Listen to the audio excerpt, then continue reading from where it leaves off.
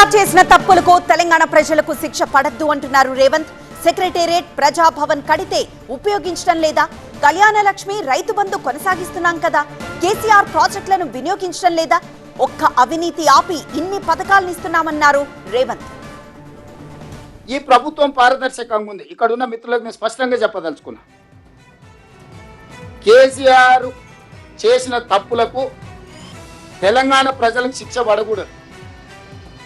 తెలంగాణ ప్రజలు కట్టిన పన్నులు సొమ్ము వృధా కాకూడదు, గోదావరి పాలు కాకూడదు.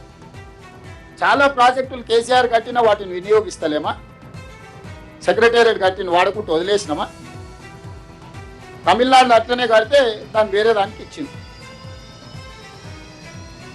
ఇంకొకటి ఏదన్నా కేసీఆర్ ఏదన్నా చెప్తే ప్రజలకు పనికొచ్చేది ఉంటే షాదీ ముబారక్ అయినా, కళ్యాణ లక్ష్మి అయినా, రైతు బంధు అని ఆయన పెడితే దాన్ని 2000 పెంచి రైతు భరోసా చేసి ఇంకా పెంచి ఇచ్చినాం కదా.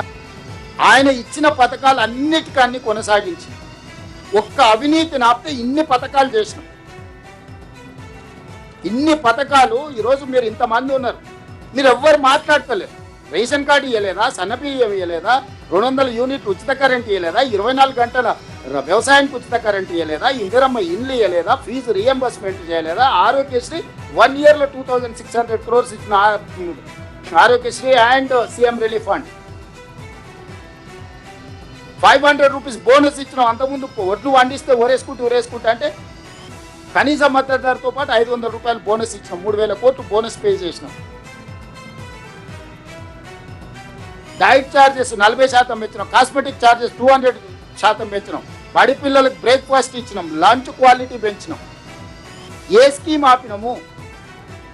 8,21,000 కోట్ల రూపాయలతో ప్రభుత్వాన్ని అప్పు చెప్తే కేసీఆర్ ప్రజలకు ఉపయోగపడే మొదలుపెట్టిన స్కీమ్ లేదా ఉమ్మడి ఆంధ్రప్రదేశ్ నుంచి మనకు వారసత్వంగా సంక్రమించిన ఒక్క స్కీమ్ అయినా ఏదైనా ఆపినా?